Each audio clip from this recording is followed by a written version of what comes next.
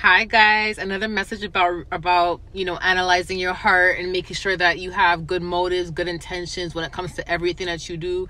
Okay, first and foremost, I got this message earlier today, but I was gonna wait to post tomorrow. And then just now in the grocery store, guy gave me an analogy, and he gave me the analogy of something being frozen and taking time to like thaw out in order to be able to use it. It's like wanting to cook meat and the meat's frozen, you gotta thaw it out before you cook it. Or it's like just something being frozen and you have to thaw it out. It takes time. It's a process, right?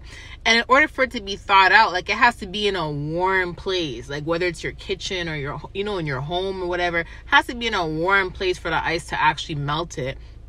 Or it has to be outside and the sun has to be shining on it in order for it to melt it. But if you really take it in, anything that's being melted is going to be because of a warm type of environment or because of something warm hitting it. Do you get what I'm saying? So the heat of the sun hitting it, right? So it takes a while for that to even happen, for anything to be thought out. The point of me saying this was earlier today, I was talking to God about something. And it's just so important for you guys to, no matter what you're going through, it's so important to always lead with respect. And like I said in the past, always make sure that the way you talk to people, the way you whatever you do in life, always make sure you have good motives, your actions are positive, and always leave a positive memory behind when it comes to people. You want people to remember you as someone that was caring, someone that was humble, someone that had humility. You want people to have positive thoughts about you. Even your enemies will have positive thoughts about you. You don't want someone to remember you as being mean, being aggressive, being very rude. You get what I'm saying? You want someone to remember you as being a very nice person, despite what it is you're going through. The reason why I'm saying this is because I know that when you go through warfare, I know that warfare can sometimes often make you feel really aggressive, or it can make you act in a way where it's not normal. You get what I'm saying? Like, oftentimes when you are going through warfare, it feels like you're under attack.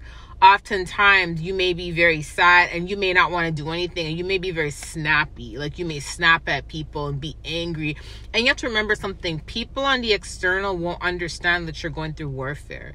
Not everybody will understand that. So when you are snappy and you are aggressive and you are mean because of what you're going through, we understand that hurt people and hurt people go through stuff. But at the same time, you have a responsibility because you understand what it is you're going through. You understand that it's warfare you're fighting. You understand that's why you're snappy. That's why you have attitude. That's why this, that's why that. So because you understand that, it's really up to you to take the initiative to pull away and say, you know what, let me work on myself.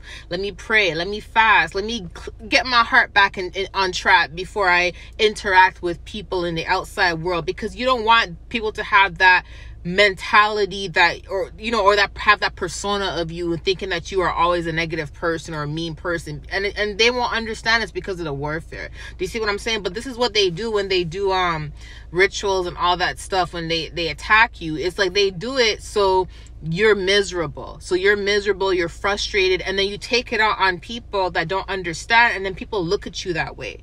You see what I'm saying? That's how you can also block your own opportunities and blessings, is because you may not know that a person that is around you is a very person that God may have sent you to help you, but because you're under warfare, you may snap at that person. You may make some assumptions. Your heart may get cold towards that person, and then before you know it, you miss an opportunity because of that. They know how to do things to manipulate us, to make us self-sabotage. Do you get what I'm saying? It's like a lot of the rituals they do, it's like mind control, it's emotion control, and it's like it's a way to for us to gaslight ourselves, and it's a way for us to to manipulate us to do things out of the norm because of frustration or because we're angry. Do you get what I'm saying? And the point of me saying this is that you always have to be 10 steps ahead. And this is why there's scriptures like James telling us to be slow to speak, be slow to anger, to think before we talk, to calm down. James always talks about that because it talks about that in James, because it's so important to reiterate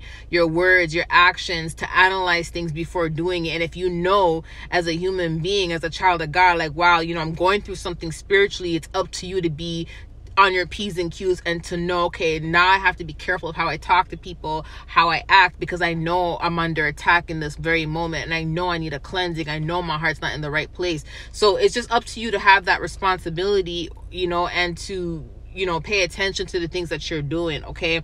Relating to the cold heart, this is why it's so important. This is why God always tells us never repay evil with evil, because one thing is, if you allow the manipulation tactics that these people are using in their rituals to get to you, to where now you want to do malicious things, mean things to people, whether it's slander, whether it's talking down to someone, whether it's being rude to someone, the more you start to actually allow that to affect you, and you feed into it, and you do that, you your heart gets colder and colder and colder and colder and colder. And then all the work that you have done thus far to get to where you are, it's kind of like now it feels like it's gone to waste, because it's like, man, my heart is cold now. Like, I have to figure out how to get my heart back on track. And that's how a lot of these people who are attacking you, that's how they got to this place in the first place. Like, of course, obviously something happened in their life, for them to become cold, whether it was trauma, whether they were attacked, something happened to them for them to even start doing this type of stuff, right? But the problem was that they never took responsibility and said, let me heal, let me pray, let me fast, let me work on myself. And because they never did that, their heart got colder and colder and colder and colder, to the point where now they're having a hard time thawing out their heart. They're having a hard time thawing out their heart, because any form of warmness, it's like they push it away. You get what I'm saying? And now it's a lot harder to heal. Whereas for us, we're already in a good place. We already have good hearts. We're already walking with Christ. And yes, we may make mistakes here and there, but the more and more we fix our mistakes, the more and more we take accountability for certain things, we avoid ourselves being in that same positions as these evildoers. A lot of these evildoers, what they do is they do things to manipulate you, to try to make you become like them. They want you to become like them, because once you stoop to their level, and once you do things like reversals or do things to try to get back at them, guess what? You're basically taking yourself out of the category of a child of God, and you're putting yourself in their category. So now you're no different from them, and that's what they want. They want you to stoop to their level. Do you see what I'm saying? They're in their mind, it's kind of, okay, if I messed up my chances, and I have a hard time healing, I have a hard time being nice, I'm cold-hearted, I'm bitter, I want that person to be bitter too. Why do you think they always try to attack those who have good hearts? Why do you think they always aim for the heart when they do spiritual attacks? You see what I'm saying? Because the heart is like, it's a very important organ. Okay, the Bible talks about it. God says, blessed are the pure hearts, for they shall see God. The more and more they can aggravate you and turn you cold, the harder and harder your heart becomes, the further away you're pulled away from God. Do you get it? And that's their tactic. So every single time you go through something, reiterate your actions, reiterate your thoughts, like analyze who you are. And if you know something's wrong, don't validate your wrong actions. Always take accountability, always repent. You get what I'm saying? And always make sure that you're on the right path.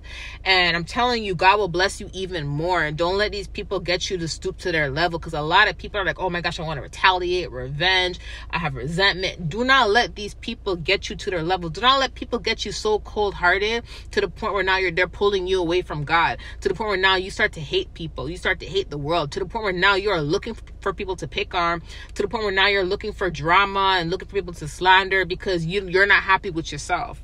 Do not let them get you to that point, okay? Because that's how you block your own blessings, okay? And I just wanted to tell you guys that. And, once you get to that level, it's going to be hard for your heart to thaw out. Okay. Your heart's already thawed out. Your heart is beaten, honey. Okay. Beaten.